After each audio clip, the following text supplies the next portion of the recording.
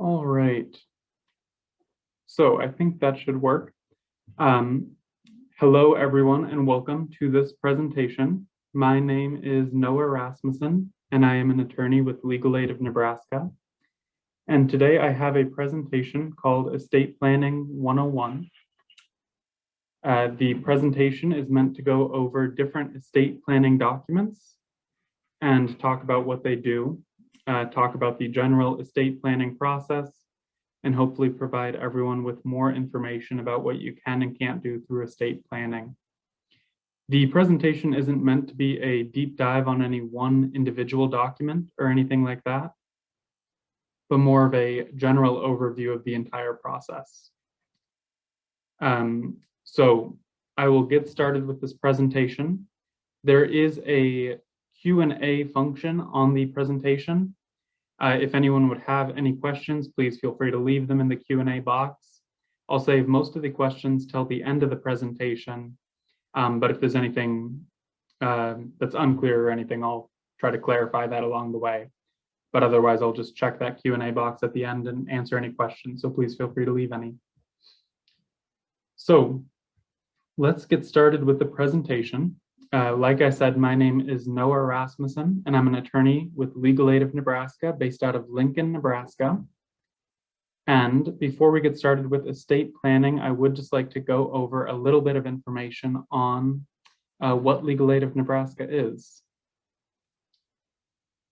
So Legal Aid of Nebraska is a nonprofit organization providing free civil legal aid and legal services to low-income Nebraskans in all 93 counties in Nebraska.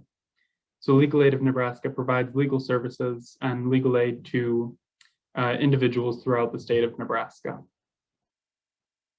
You can see here we have 8 physical locations in Scottsbluff, North Platte, Lexington, Grand Island, Norfolk, Bancroft, Omaha, and Lincoln. But in addition to those 8 physical locations, we serve all 93 counties in Nebraska.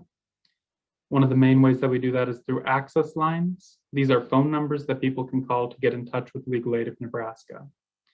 There are different access lines for different legal issues and different groups of people, but I will make sure to give the access line number at the end of this presentation in case anyone would want to get a hold of Legal Aid of Nebraska in regard to estate planning or any questions with the estate planning process. So that is information on Legal Aid of Nebraska. Now let's get into the estate planning presentation. Throughout this presentation, I'm hoping to answer the 4 questions on the screen, hopefully more than these 4 questions, but at the very least, I want to answer these 4. That's why is estate planning important? What documents are involved in estate planning? What do estate planning documents do? And how do you get in contact with an attorney for estate planning? Throughout this presentation, I hope to answer all 4 of those questions. A little bit more of a general overview of the presentation and what type of documents we'll be talking about today. The main documents that I'm going to talk about today are the ones on the screen. The one that we'll spend the most time on is a will, and a document that's closely associated with that is a list of tangible personal property. In addition to that, there will be a power of attorney and then a healthcare power of attorney. Those are 2 different documents. And then a living will is another document that's pretty closely associated with a healthcare power of attorney. They can have similar functions I will talk about. And then an advanced healthcare directive. So these are the estate planning documents that I'll be talking about in this presentation. These are some of the most common and straightforward estate planning documents that there are. And hopefully I can provide some information on what all these documents do and just some different information about them. So before I get into the bulk of the presentation, I did just want to go over some estate planning terms. These are just a few different terms that I'll use throughout this presentation. And I just want to make sure that we're all on the same page as to what these terms are and just be clear on what they mean. So the first one is a will. I'm sure everyone's heard of a will, but that's a writing designating who's going to receive the property in your estate and naming a representative. It can do other things that we'll talk about in this presentation, but those are two of the key things that your will should do. I said that the will can, designate who's going to receive the property in your estate. And your estate is the property and assets that you own, and that's what's going to be distributed when you die.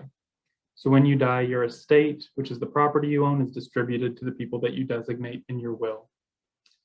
A testator is the person making the will. So if you are going to make a will, you would be the testator. Intestate succession, that's a system of laws in Nebraska by which property will pass if you don't have a will. So if you do not have a will, your property will pass through the intestate succession laws that are set up in Nebraska. And we'll get into more information on that in just a slide or two.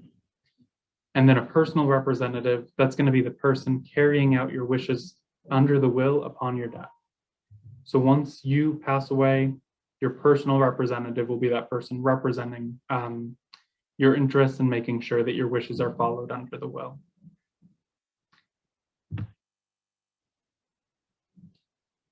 Two last documents are a power of attorney and a healthcare power of attorney.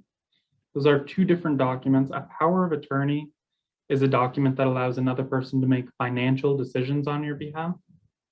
And a healthcare power of attorney is a document that allows another person to make healthcare decisions on your behalf.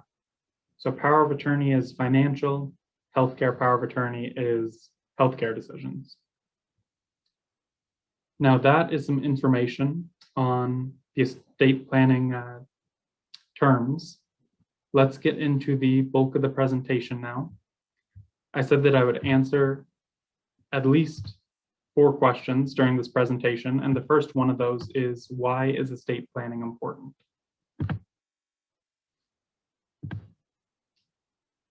So, why is estate planning important?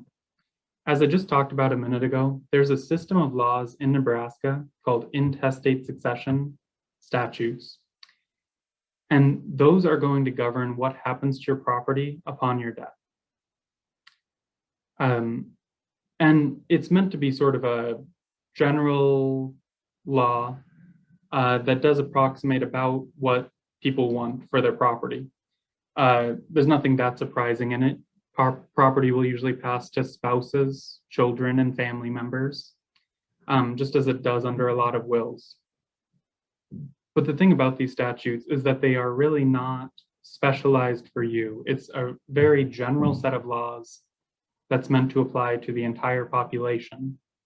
So it won't really take into account your specific relationship with different children or siblings or anything like that.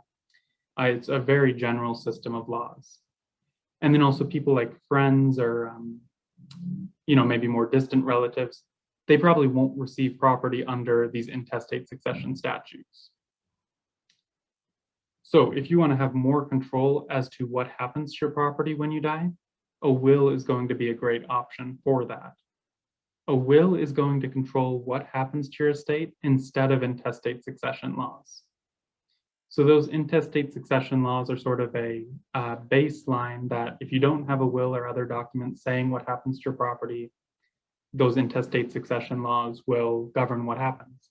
But if you have a will, that's going to win out, and that's going to control what happens to your property when you die. One other general theme to estate planning and estate planning documents is that many of these estate planning documents allow you to make decisions while you are able to, so that your wishes are followed when you're no longer able to make decisions. I'll try to point that out throughout the presentation, because that's going to be a theme with pretty much all of these documents, is that you are going to be making these decisions about estate planning when you are alive and mentally competent, so that if something should happen to you and you die or become mentally incompetent, that you have already made these decisions ahead of time as to what you want to happen to your property or to your healthcare, your finances, things like that. So that is why estate planning is important. Now, I would like to get into one distinction that I think is an important one before getting too far into this presentation, and that's the difference between simple wills and complex wills. Simple wills, they're relatively straightforward documents that, they have the function that a will does. They allow you to pass the property that you own on to whoever you'd like to receive property upon your death. They are great for small and average size estates, and they're especially good for estates where everything's going to be going to your spouse or children, or just sort of these routine and relatively straightforward situations. They're very easy documents, they're legally binding, and they're, great for small and average size estates. And simple wills is what is going to be covered in this presentation from here on out. The main focus is on these simple wills. Complex wills, they might be necessary if you would have a high amount of assets. If you have $1 million in the bank account, if you have, just a lot of assets, you might need to set up a more complex will. Complex wills might also be necessary if you're going to set up a trust, or if you want to transfer a business through your will or something like that. I think a lot of people who are in these more complex situations know that they're in these complex situations. They know that they're not in these extremely straightforward situations.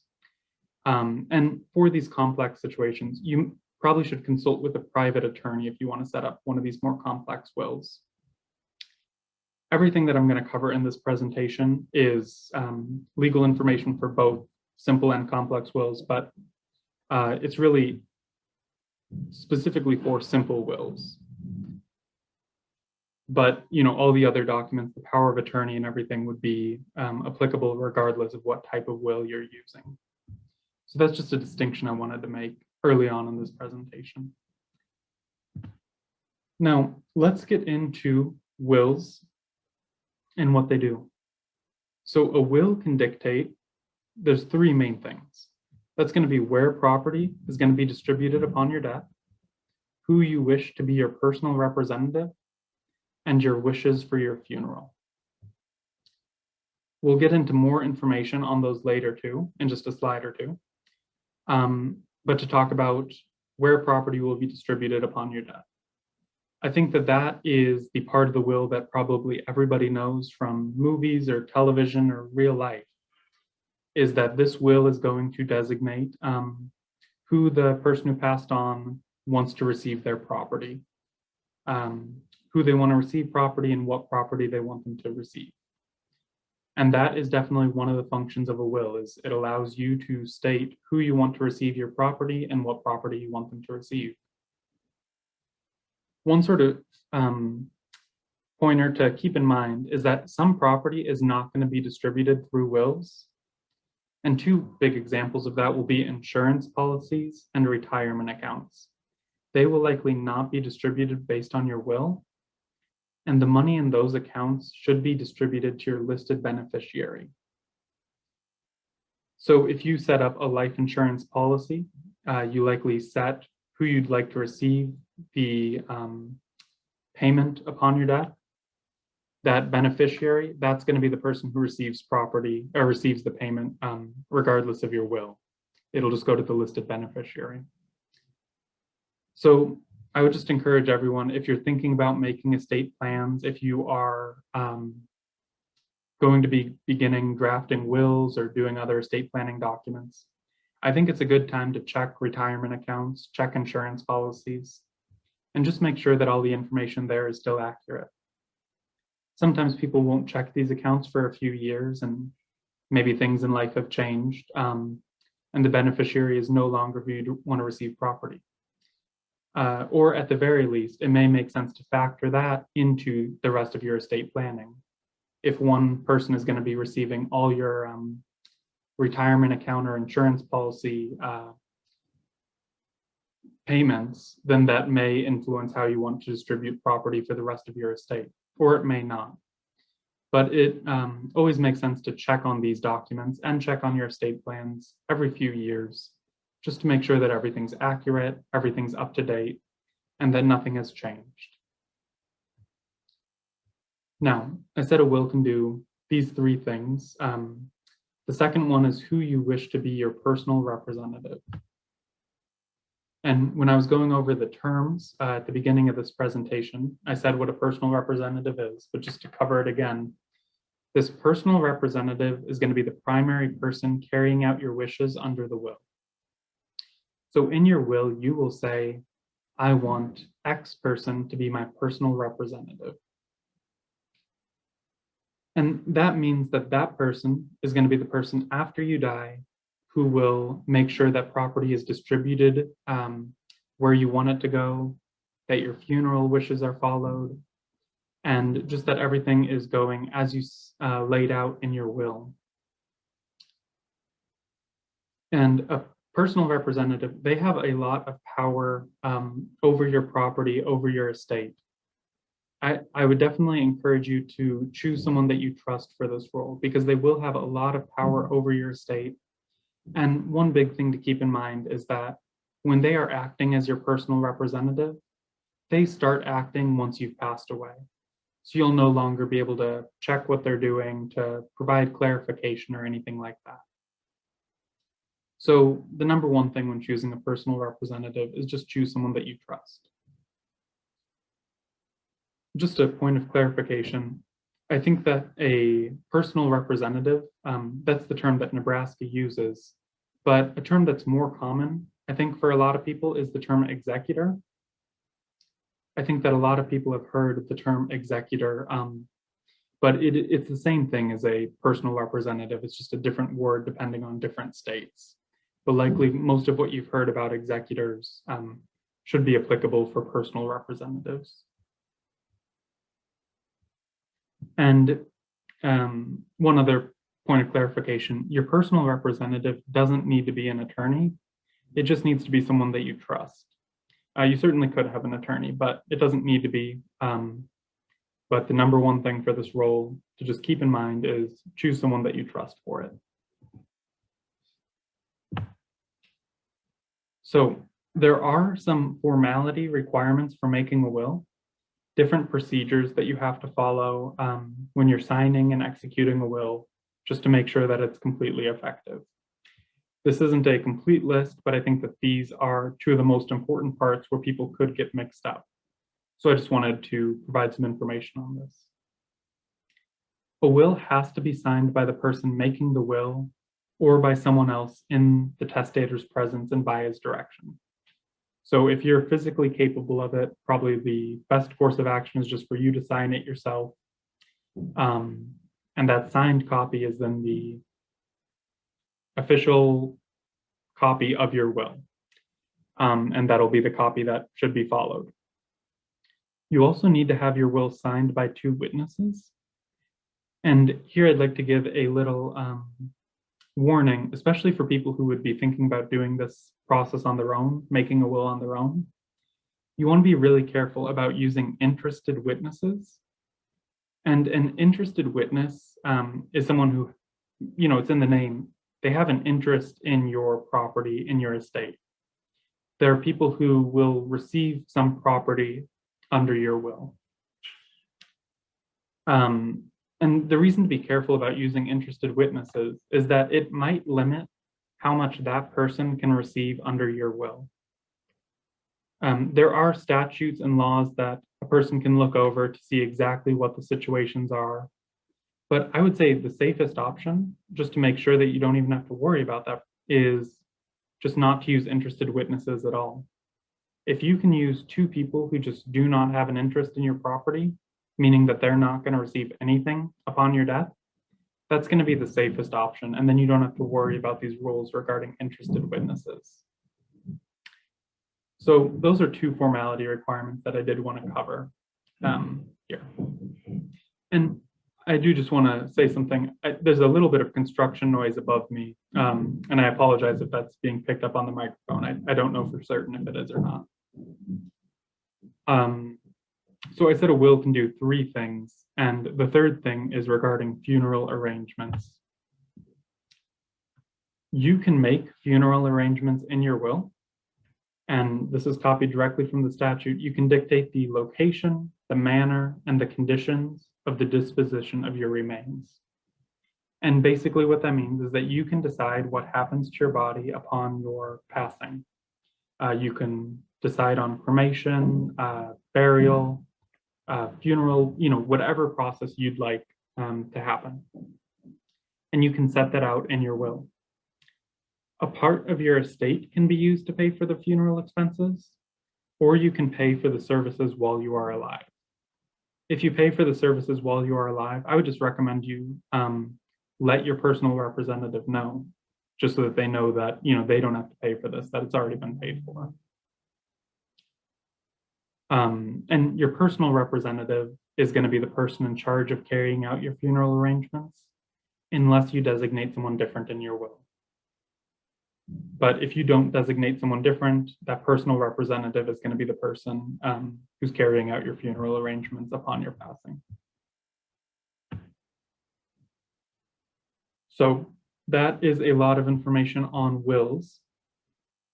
And I'd like to get into one other document that's really closely associated with a will. And that is a list of tangible personal property. So a list of tangible personal property, this is a completely separate document from your will. Your will will be one document. Your list of tangible personal property is a different document.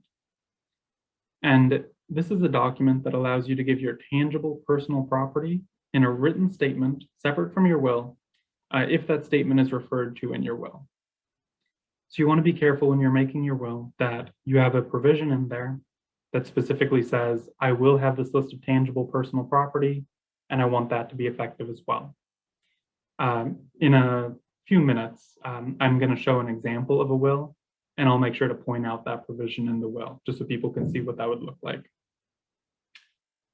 But basically, this tangible personal property, it's actually a pretty effective and easy document that allows you to give away, especially a lot of these more maybe emotionally significant items. They allow you to just write what the item is and who you'd like to receive the property. I'm actually going to skip ahead to an example of it, and then I'll come back for more clarification on this. But so you can see here, this is an example of a list of tangible personal property. The only difference between this and a real one is that the real one would probably be quite a bit longer. There would probably be more than just 2 documents that you'd want to get distribute. And one other disclaimer I'd like to give, there is names and addresses on this form. All the names, all the addresses for this presentation are completely made up. None of it is client information or anything like that. It's just created for the purposes of this presentation. So you can see here, this list of tangible personal property, you can write what property you're talking about and who you'd like to receive it upon your death. So in this situation, they are giving their Rolex watch to Joseph M. Baker, their grandson, and then an address. And then their stamp collection to Kathleen J. Smith, their granddaughter, and the address. So that's what this would look like. Let's say if they had a baseball card that was really important to them. They could list my baseball card and then another person's address. You can keep on adding to this as much as you want. And another nice thing is that you could always cross people off if situations were to change, or you change your mind about who you'd want to receive different pieces of property. So back to information on the list of tangible personal property. Basically, this is a document where you are listing property and you are listing who you would like to receive the property upon your death. One really important thing to keep in mind with this is that, as is true with the will, this becomes effective when you die. So you won't be there to clarify anything. You won't be there to clarify what you meant by something.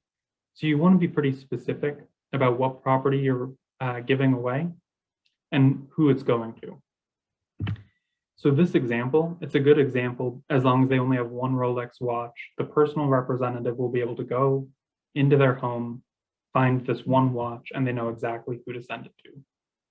An example of a bad version of this would it be if it just said, my watch to my grandson? Because if they own more than one watch, the personal representative can look at that, but they can't know for certain which watch they're talking about, which grandson they're talking about. So you want to be as specific as you can when you're doing this. Not everything can be distributed through this list of tangible personal property. Some examples of items that can be distributed, though, would be like jewelry, furniture, books, but that's just 3 examples in a pretty long list. A way that I think of it is a lot of stuff that you can pick up and hold, that you can physically touch, you can probably distribute it through a list of tangible personal property. A few examples of items that are not tangible personal property would be money in a bank account, stocks, bonds, real estate. I think that these items, you can see why they wouldn't fall into this. You know, it's meant for sort of these items, these things that you can pick up, hold. And like I said, it's especially good for emotionally significant items that you want to go to the right person. And you can keep on adding to this list, and you don't need to visit an attorney each time you want to make a change to this list. That is a distinction I'd like to make, though. That's true for the list of tangible personal property, is that you shouldn't have to go to an attorney before you make any edits to the list of tangible personal property. The list is meant as a way for you to sort of make these smaller adjustments without going through an attorney. If you want to make an adjustment to your will, though, I would recommend consulting with an attorney first. So this list of tangible personal property, it's especially helpful because it allows you to make your estate plans without knowing where each piece of property that you own is going to go. For some people, these sort of smaller, maybe more emotionally significant items are some of the most important items to figure out where you want them to go. And this document is nice because it allows you to keep on making those decisions up until your death. So 5 years after you make your will, if you were to have a new grandson, you could specifically list them in this list just so that they'd receive something. If someone in this list were to pass on, you could always erase them from the list and add someone new. So it's a pretty effective document that allows you to distribute these smaller documents or smaller pieces of property.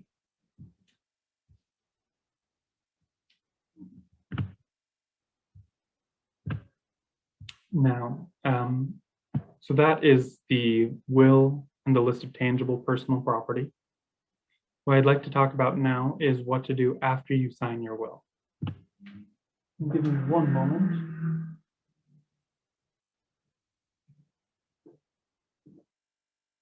All right. So, what to do after you sign your will? After you, talk to an attorney or make a will, you will have a signed copy of your will. You should treat the signed copy of the will really with as much care as you can treat it with. It is a very important document, and you don't want it to be lost or destroyed or altered. So, everyone's situation is different in terms of what they do with important documents. I would just say the number one thing is treat it with as much care as you can treat it with. And that varies for everyone. If you have a fireproof safe or a safe, I think that's a great option for where to keep a will. Maybe if you don't have that, if you have a safety deposit box, that's also another great option. Even if you had a desk drawer or a cabinet drawer where you only kept your most important documents, that can also work. I would just say, number one thing, just treat it with a lot of care because it's a really important document. And I would also say this list of tangible personal property and any other relevant documents that you would have, you should just keep them all together so your personal representative can find sort of a packet of documents and not have to look all over for these. Now, so for people who maybe don't have a safe or a safety deposit box, or maybe things get lost or destroyed a little bit more easily, a pretty good option is that you can deposit your will with the court for safekeeping.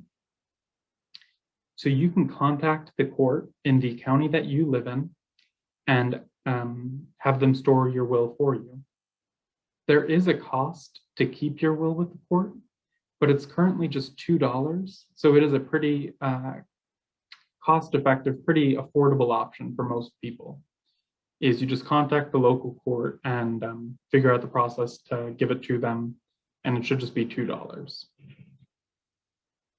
Now, the number one thing that I'd say with this is put it in a secure location, but also make sure that your personal representative is going to be able to find it. If your personal representative doesn't know where your will is, it may never be seen. Just again, as I've said a few times, all of these documents are really coming into effect after you've passed on. So you won't be there to say, oh, my will is at this location. So if you are going to keep your will in a safe, I would just encourage you to tell your personal representative where the safe is and where the key is for the safe or what the combination is. Just make sure that they're going to be able to access it upon your death. Same thing with the safety deposit box. I would just encourage you to contact the bank and just figure out the process for that bank in terms of making sure that your personal representative is going to be able to access that safety deposit box and get your will. And if you keep it with the court, just tell your personal representative which court it's at, and they will be able to contact the court and get it. All right. Now, so that is a lot of information on wills. Again, the bulk of this presentation is really spent on wills, and then we'll get into the other documents in a few minutes. But I do just want to show an example of a will, just so that people can see what this looks like. And, a few disclaimers, clarifications I'd like to make, and I already made one of these. There are names and addresses on this form. These are completely made up. I just typed them up ahead of this presentation. So none of this is client information or anything like that. They're just made up names. Another thing is these are just excerpts of a will. It's not the entire will that I'm showing, mainly just because there's a lot of parts that don't need to be shown during this presentation for these informational purposes. But so you couldn't just copy these provisions and have a completely effective and ready to go will. But so let's get started with this. You can see here they are identifying themselves. And then one important thing, they hereby revoke any and all wills and codicils heretofore made by me. So that's a part of, I think, every will, is that you're revoking your previous wills. When you're making a new will, that will is now your effective will. Whatever happened before them is revoked. And then, if you made this will and a few years later changed your mind and made a new will, this will would be revoked. Anytime you make a will, you're going to revoke the previous wills because you don't want multiple active wills or anything like that.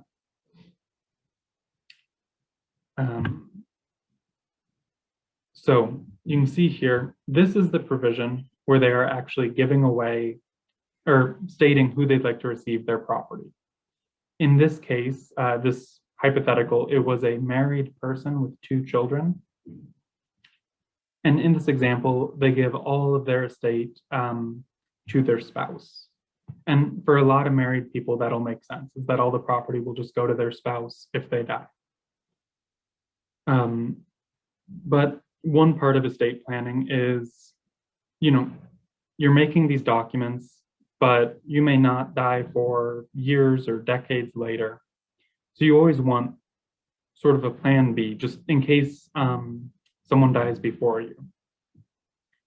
So you can see here, if the spouse doesn't survive him, then it's going to his children. And I would just encourage everyone to think about these sort of backup plans in case someone were to die or something were to happen, just so you have these backup plans in place. Now you can see here, this is the part that is nominating their personal representative, saying who they want to be their personal representative. And once again, it's a married person and they're choosing their spouse. And again, that's probably pretty common for married people, is your spouse is probably one of the people you trust most. So, you know, it makes sense to appoint them as the personal representative for a lot of people, not for everyone though.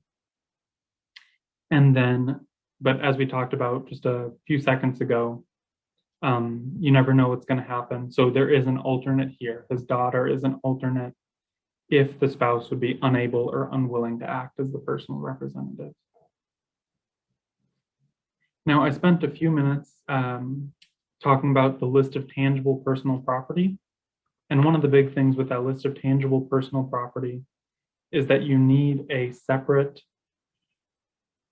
you need a provision in your will referencing it. This provision right here, section 7, that is the part of the will that is referencing that list of tangible personal property. And so that's what's going to make it a legal, legitimate document, is that you are specifically referencing it in your will. So you want a provision like this if you're using that list of tangible personal property, just referencing that you will have this list of tangible personal property. So that was all the information I have on, on wills and the list of tangible personal property.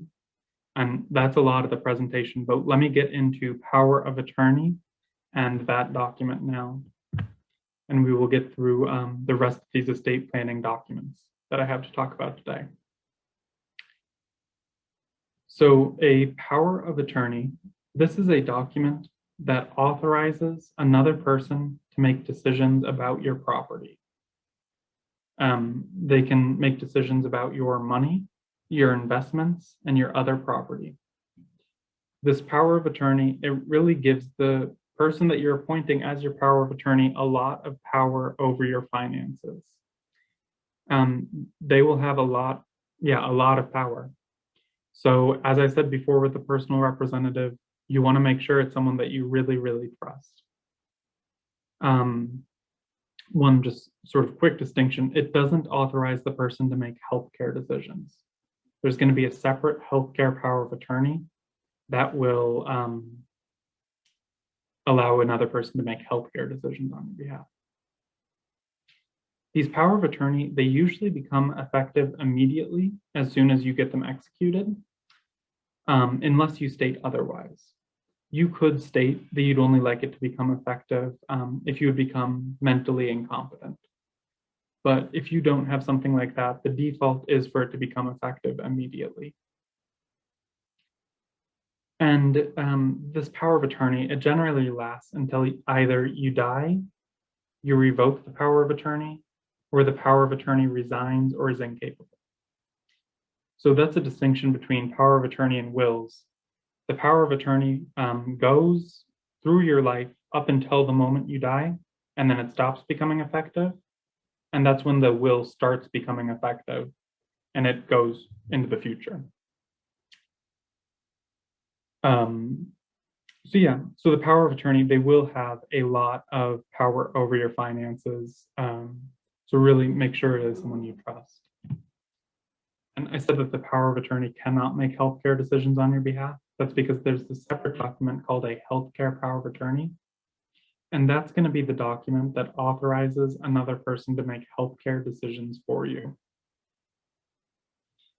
Depending on the healthcare power of attorney, it may also allow you to express your wishes for healthcare decisions, state what sort of treatment you do and don't consent to.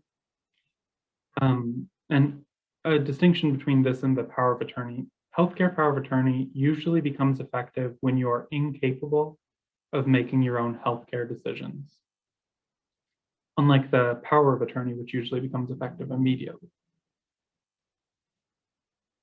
So this healthcare power of attorney, similar to the regular power of attorney, it allows a person to have a lot of power over your healthcare decisions. So really make sure it is someone you trust. And on that vein, you can choose the same person as your power of attorney and healthcare power of attorney, or you could choose different people for each role. And I would like to spend a minute or two talking about choosing these power of attorneys. So I've talked about 3 different roles in your estate planning that aren't you. That's the power of attorney, the healthcare power of attorney, and the personal representative. Those are 3 different roles, and the common thread between all of them is that they are going to be making very important decisions on your behalf. And they are going to be making decisions when you are no longer able to make decisions. With the personal representative, it'll be when you are dead that they are making these decisions. And with the power of attorney and healthcare power of attorney, it'll often be when you're incapacitated, incompetent, unable to make these decisions about your finances and healthcare. So I know I've said this quite a lot during this presentation, but I'm saying it a lot because it really is, I think, incredibly important, is for all 3 of these roles, just make sure you choose someone that you trust. I think a way to think about this is when you're figuring out who you want to choose, maybe start by thinking about who you trust most and sort of go from there. Maybe it won't be the same person, but at least that's sort of a good way to start thinking about this, is just who do you trust most? And from there, you can figure out who you trust most to make these decisions. Going along with choosing a power of attorney and all these roles, I would encourage you to tell whoever you're going to choose that you have chosen them to fill this role. And just make sure they're going to be comfortable filling that role. The situation you don't want to be in is that you would become incapacitated, and only then do they find out that you appointed them as your healthcare power of attorney, and they aren't comfortable doing it. They don't feel like they can do it. And then you don't have someone for that role. So these conversations are really tough to have, but I think they're valuable just to talk about, these roles and make sure that the person that you choose is going to be comfortable filling that role. And you can choose the same person for your power of attorney, your healthcare power of attorney, and your personal representative, or you can choose different people for all 3 of the roles. Or you could choose one person for 2 roles, a different person for 1 role. You've got quite a lot of flexibility in terms of who you choose for different roles. For a lot of people, it makes sense to choose the same person for all 3, but for your individual circumstances, that might not make sense, and it may make sense to appoint someone different. It really is something where I think each individual probably knows best about who's best to fill those roles.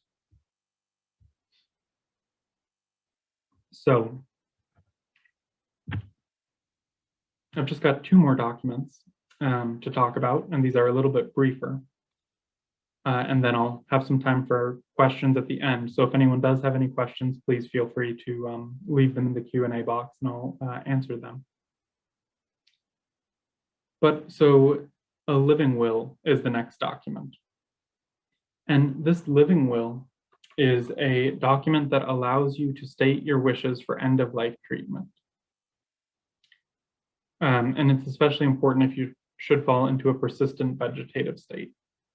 So this is a document that you can make that basically says, if I am being kept alive through, feeding tubes through these different, medical devices, that, I would want this to continue, or I would not want this to continue, or whatever your wishes are for that end-of-life treatment. And I think that this document is especially valuable because, like I said at the beginning of this presentation, this is you making these decisions while you are able to, so that your wishes are followed when you're not able to make these decisions. These decisions as to end-of-life treatment are incredibly difficult and incredibly personal. So for each individual person, they may be different. But this living will, it can take the decision out of your loved one's hands. It's a tough decision for loved ones to make if they don't have guidance from you as to what you'd like to happen in these situations. So this living will can be especially effective because it allows you to say what you'd like to happen, so that your loved ones are not making these decisions. And one other thing I'd like to say is that a living will and healthcare power of attorney, they can be combined into one document. Your healthcare power of attorney may lay out what you'd like to happen, and in the end-of-life treatment stage, or it may not. I'm just leaving this note there just so that if anyone does go to a private attorney and they didn't have a living will as part of a process, that doesn't necessarily mean they're doing anything wrong. It may just be combined with a healthcare power of attorney. So you could look at that. Now, one last document, and then I'll have some time for questions, and I'll have Legal Aid of Nebraska's contact information. And this last document is an advanced mental health care directive. And similar to all the other documents, it's a document that allows you to make decisions while you're able to. And here it's making decisions about your mental health care. And that's going to include the administration of psychotropic medication, short-term admission to a treatment facility, and use of electroconvulsive therapy. Similar to all the documents, there's just a way that you can express your wishes ahead of time as to what you do and don't consent to in those situations. So that is actually all of the estate planning documents that I had to cover.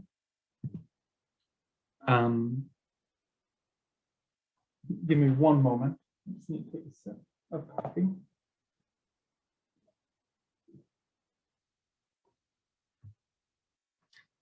All right, so here is contact information for Legal Aid of Nebraska. You can see this is a flyer specific to the flooding. And my name is Noah Rasmussen, and I am involved with Legal Aid of Nebraska's disaster project. This presentation and estate planning services can be under the flooding project. So everyone can see the phone number there. It's 1-844-268-5627.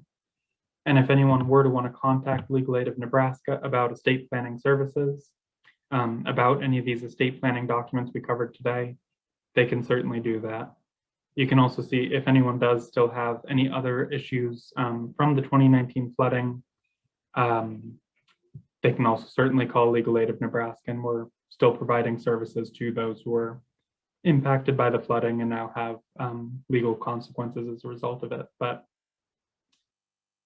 just for everyone in terms of preparing for disaster and people who are impacted by disaster, these estate planning documents can really help with peace of mind, but also just preparing for disaster and recovering from it. Now, here is my contact information. My name is Noah Rasmussen, and I'm an attorney with Legal Aid of Nebraska. You can see my email address there. That's nrasmussen@legalaidofnebraska.org. And then you can see the phone number and the URL to apply for services. I do want to be clear with my email address. Please, if you have any questions about the presentation or general questions about Legal Aid of Nebraska, please feel free to contact me. I want to be clear, I probably can't answer individual questions about anyone's estate plan, questions about, I probably can't answer specific legal questions about your individual circumstances. without you going through the intake procedure, but I'm always happy to answer questions about this presentation. So there is my contact information. And I'm going to stop sharing my screen now. And that is everything I had to cover today. I am going to stay here for a few more minutes just to see if anyone has any questions in the Q&A box. I don't see any now, but if anyone has any, please feel free to leave questions and I can answer them. Otherwise, I hope everyone got something out of this presentation, and thank you for attending. And I'm just going to stay on for about 2 more minutes just to see if any last-minute questions left. But otherwise, that's the entire presentation. And thank you for attending, and I hope you have a great rest of your day.